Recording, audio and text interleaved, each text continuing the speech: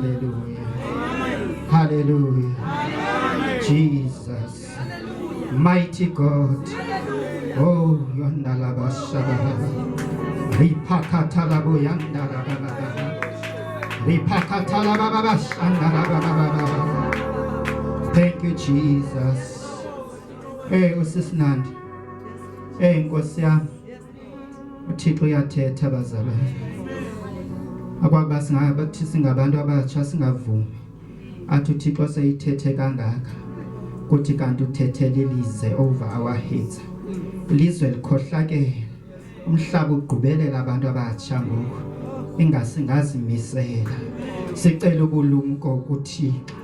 Ngeyedwa nosinika ubulumko. Ifriends zethu asikwazi uzinika ubulumko. Obulumko afumaneki kwifriends zethu. Asifumaneki kwindawo esihlala kuzo sicimba siyathandwa.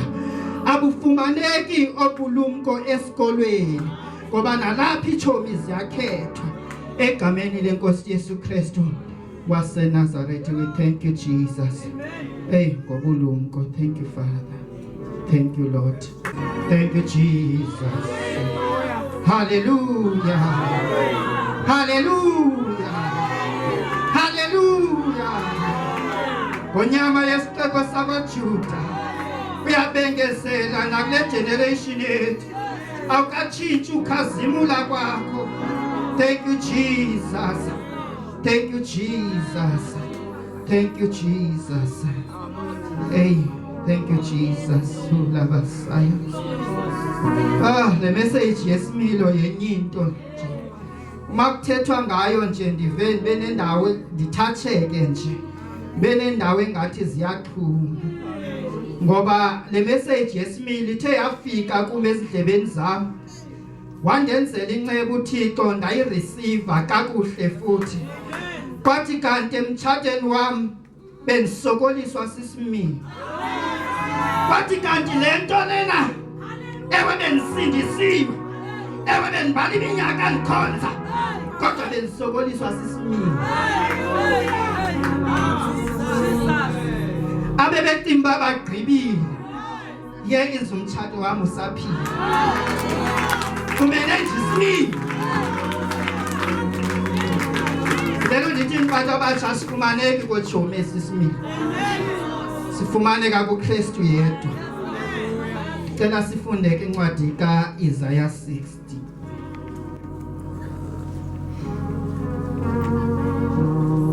Sawuphela nje apha kuverse 3.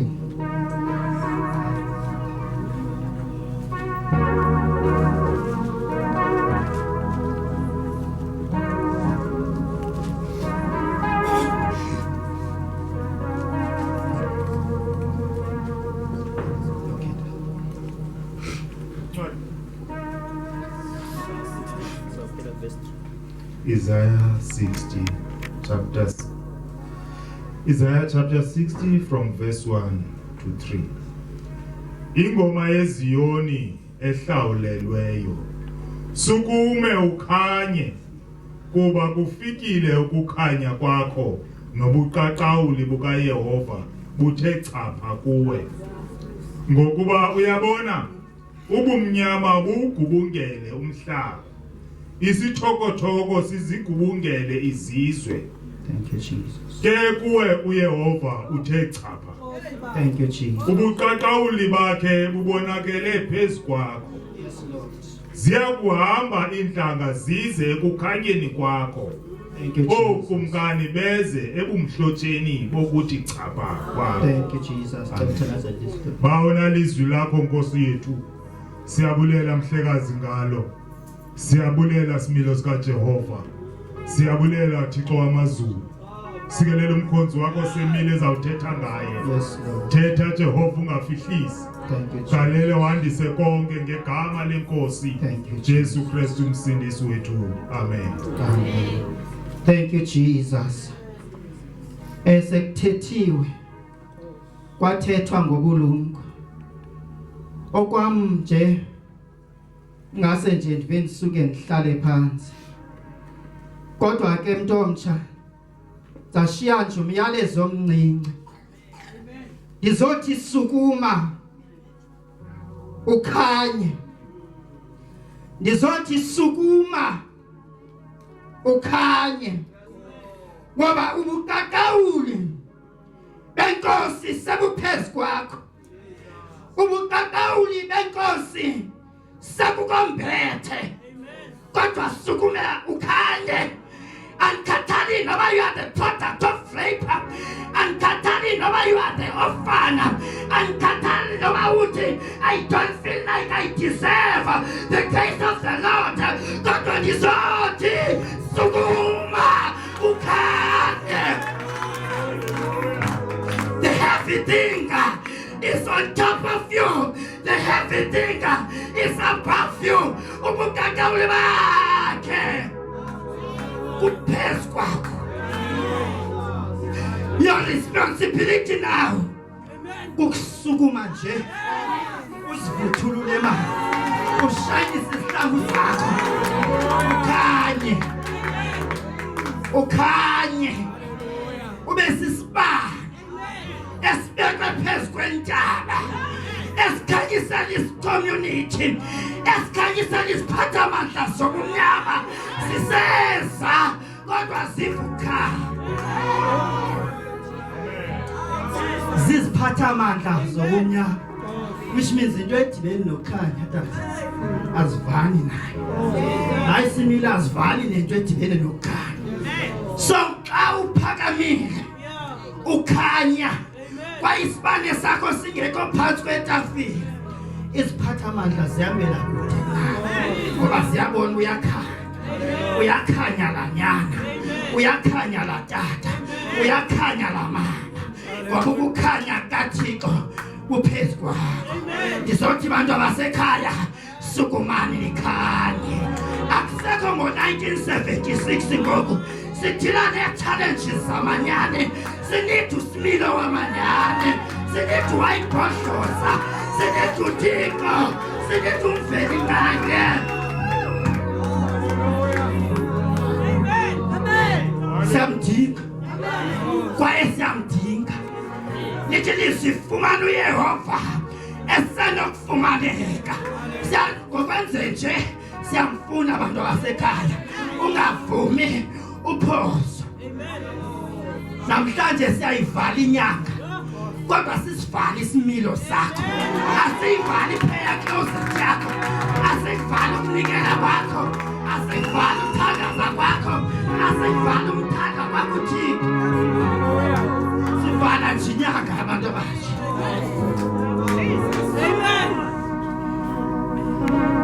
amen phakama usivuthulu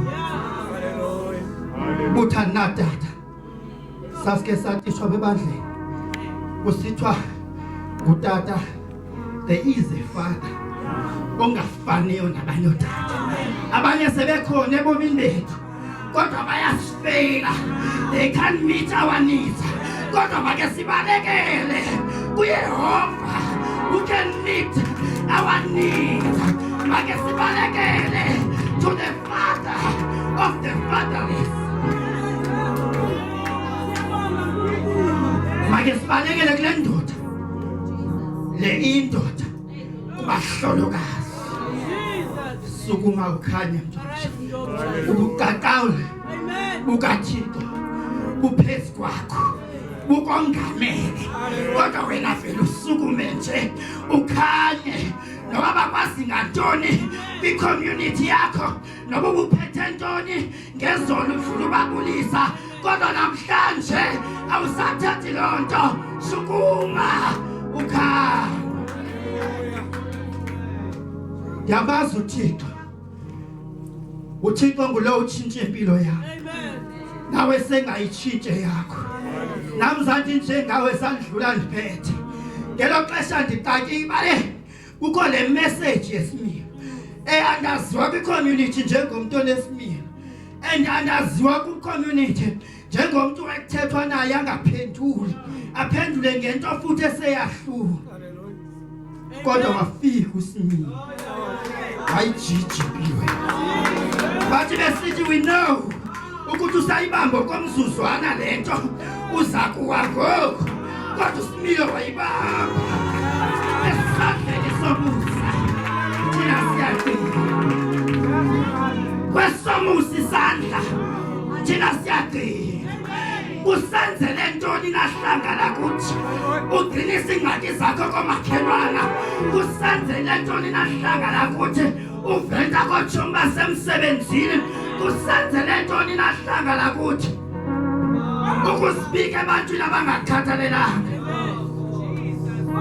namhlanje gcinisa ingxaki zakho esandleni somusa gcinisa ingxaki zakho esandleni somusa beke kwathethwa gqithi ngesandla sasikeleleka kakhulu seso sandla ke eso somusa. Thank you Jesus. Sukuma ukhanye ethu verse 2 ngokuba uyabona ubumnyama bugubungele umhlaba isithokotoko sizigubungele isizwe ke uYehova uthe chapha ubuqaqawuli bakhe bubonakele phezulu kwakho. Yabona abantu bashe xa sijongile namhlanje kumnyama omama abebenonyana sebaphulukana nabonyana babaleka nje uhayi wasekhaya bagcwela apha esitratweni bachaya izinto ubumnyama bugubungela umhlaba ubona otata abantu batsha ebesibahlonipha sibagqibele bengodada kodwa sibathetha something else basijikele singabantombazana baxolela uphuka isidima sabo bathethe something else ngoba ubumnyama bugubungele umhlaba. Hallelujah. Amen. Ubumnyama bugubungela umhlaba omakhelwana wathetha abathethisana ngoba kufika ixesha lobu bumnyama bugubungela umhlaba. Amen. Abantu laba shakata indarabasa lipakata lagoshata pura masaya lipakata. Tata, I don't know what uzan alawale ndithethe nje lento zekanti hula masaya naraboka ubumnyama bugubungela umhlaba. Siphila kwixesha apha abantu bemncama lo Thixo apha abantu baluzi faith emandleni kaThixo abantu behlule ngumnikelo kodwa bahambe ngobumnyama beyobhatala 15,000 emandleni obumnyama beyoguda beyolahlekelwa zinkwenkwezi zabo. Ithi iBhayibhile see the Lord that is good bayoguda singababoni kodwa namhlanje xa ungena etown apha eOxford ubona ntoni wena ubona ntoni wena ubona ntoni wena ubona bephethe zonyoka bebamisa besela ngiyaprofeta baqabezizo ngokuba ziyandisa ebumhlophe nabantu bebuka ziyabathisa kodwa thina sithembele ngegama likaYesu ziyabathisa into zabo ebebeyozilanda asafunctiona kahle sesigqiba ifamily sesikhosa divorces sesikhosa ingxaki emabandleni ula masaya ulebeke shaka hira baba basanda mandala boyanda repakata labosh ayithengwa nangemali akiwa ngemali kuJesu. Even mam November ngoba sesingathandazanga siyalala sizole akhonje isikhumbuzayo ithi khawa uyohlaza into yakho yafa basizikaka zezinto abazikhuphela imali besebenzela nzima kodwa jonga thina singonya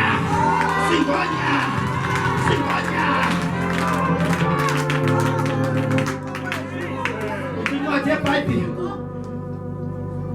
lo utheke unyana wamkhulula ukhululekile ke egameni likaYesu.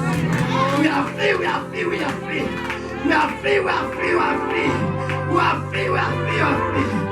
in Christ Jesus.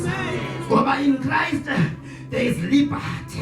Ikhona inkululeko umuntu omtsha in Christ Jesus. Ayisayiywe ngaphandle ngokulixesha likaThixo uba akhethe ebandleni, akhethe onyana bazomisa indlu kaThixo. Bawuthona sidikiwe izinto ezenzeke emabandleni egameni likaYesu. That's why God spoke to my father and mother. Wathi make senze onyana abazokwakha indlu kaThixo. Kesisuke ebandleni, kesilande onyana ebandleni, sizokwakha indlu kaThixo. We are no longer operating with level ebandla, but we are operating with level yonyana.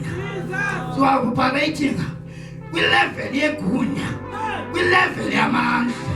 Ngoba konindi lithatha saphi isabelo sa, ngoba ndiyazi zonke izinto zilapha.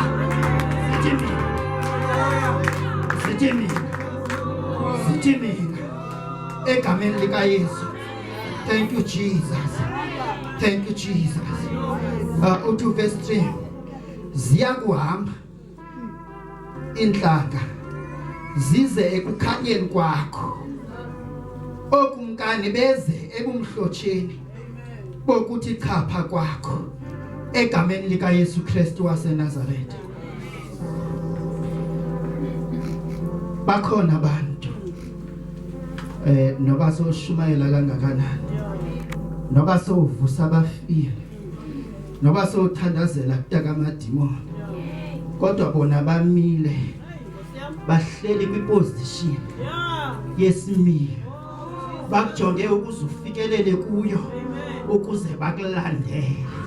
Ngoba bazilandela iman of God, zingo double major, zingo apostle DD, zithi zinentambizo, kodwa xa bejonga isimilo abafikelela kwindawo yesimilo.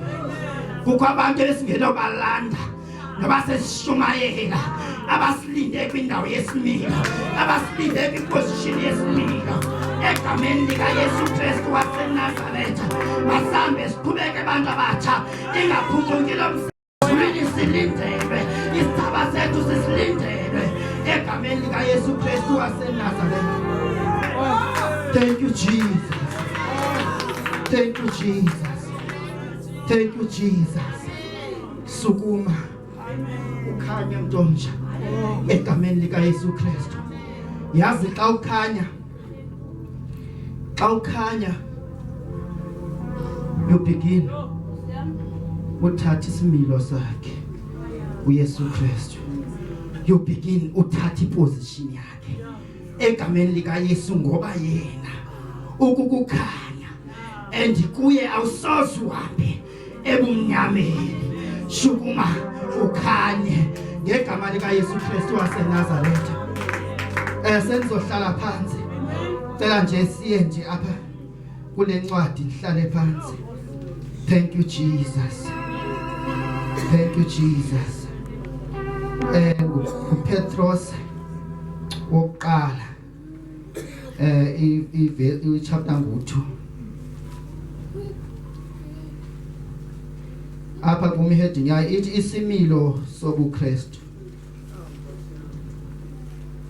So chapter 9 yena verse 9 uthi ke nina nisisizukulwana, hayi isizukulwana nje esenyuliweyo, isibingeleli esibukumkani uhlanga olungcwele, abantu abayinqobo, ukuze nivakalise isidima salowo wanibizayo, ukuba niphume ebumnyameni ningene ebukhanyeni. Thank you Jesus. Bantu abatsha, these days sisindiselwe ukuvakalisa isidima salowo wasibizayo. Noma abantu bayonyelisa lento yensindiso, ababona isidima, kodwa incwadi ithi sibiziwe for ukuvakalisa isidima salowo wasibizayo. Sibiziwe sibizile esidimeni kuthiwa sisisizukulwana esiyinqobo which is isizukulwana njengoba sibhubha nje kodwa sikhona isizukulwana uThixo asifihlile esiyinqobo alindele ukhayisa ngaso alindele uveze isidima tatutoni sobuKristu in the mighty name of Jesus. God bless you in Jesus' name.